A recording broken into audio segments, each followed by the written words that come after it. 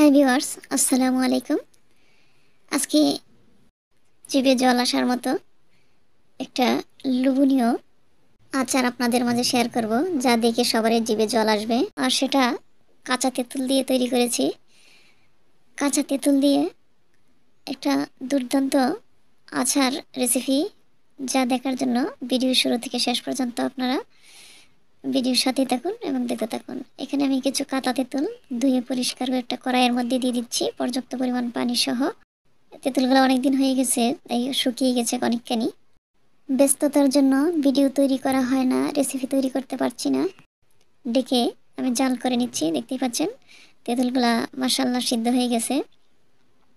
যখন এরকম ফেটে ফেটে ভিতরের অংশগুলো বেরিয়ে আসছে, তখনই ফাইনালি আমি চুলা থেকে নামিয়ে একটু ঠান্ডা করে নিচ্ছি।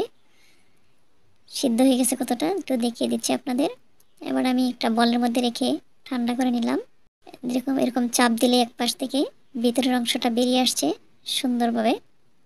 এবার একটা স্টিলের জাজরিতে নিয়ে আমি এক পাশ থেকে চাপ দিয়ে ভিতরের যে অংশগুলো এভাবে বের করে নিচ্ছি। দেখতেই পাচ্ছেন মূলত কাঁচা তেঁতুলগুলাকে এভাবেই নিতে হবে। আমি খোসাটা ছাড়িয়ে নিচ্ছি, অন্যথায় খোসা সহ চালতে গেলে দেখা যাবে এটার কচি কচি অংশ আচারের মধ্যে যা খাইতে ভালো লাগবে না। আমি এভাবেই চেপে চেপে ভিতরের অংশটা বের করে নিচ্ছি। আর এই ভিতরের অংশটাকে আমি ছেলে নিব, কেননা অনেকগুলা তেঁতুল এখানে কচি রয়েছে, যার বিচিগুলা একেবারে কচি। আর এগুলা আচারের এটাকে কাস্টি বা একটু তেঁতু ভাব করে দিবে।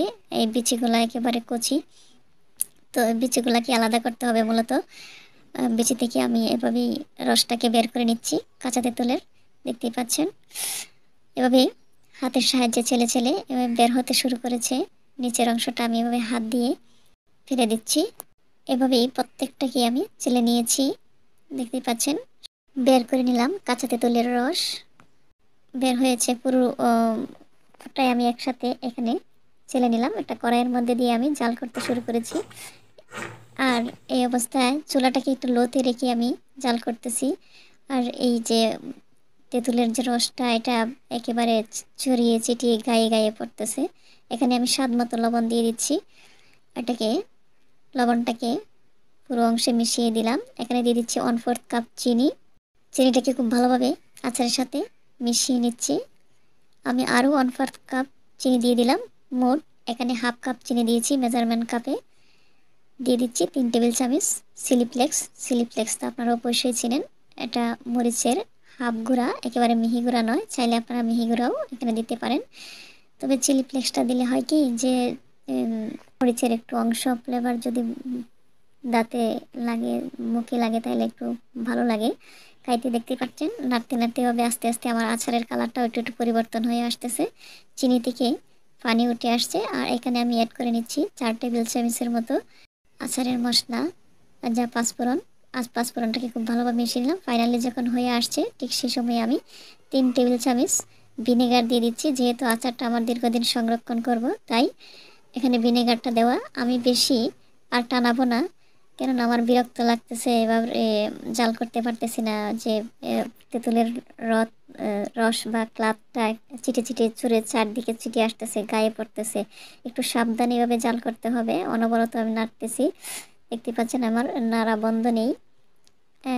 নাড়তে থাকলে এরকম চিটাচিটি কম করে। খুব ভালোভাবে নেড়েছে আমি চুলা থেকে নামিয়ে নিলাম। একটু ঠান্ডা করে নিচ্ছি।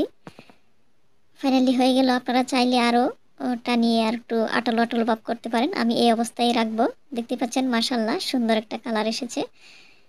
কতটা ঘনত্ব হয়েছে একটু দেখে নেন। আমি এই অবস্থায় রাখবো, আরও একটু রোদ দিলে টানবে। একটু ঠান্ডা করে নিয়ে আমি এটাকে আরেকটা প্লাস্টিকের বলে ট্রান্সফার করে নিচ্ছি, কেননা কড়াইয়ে থাকলে তেঁতুলের যে অ্যাসিডিটি আছে সেটা এই কড়াইটাকে নষ্ট করে দেবে।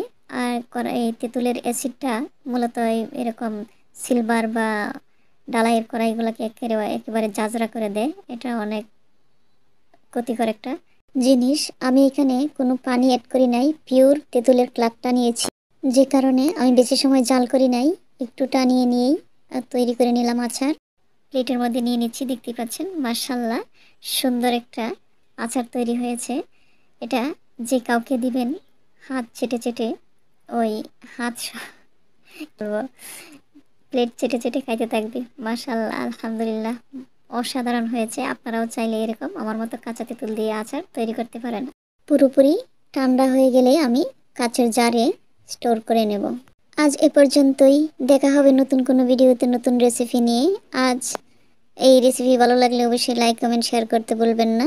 নতুন ভিউয়ার্স যারা আছেন অবশ্যই চ্যানেলটা সাবস্ক্রাইব করে পেজটাকে ফলো দিয়ে সাথেই থাকবেন। আল্লাহ হাফেজ।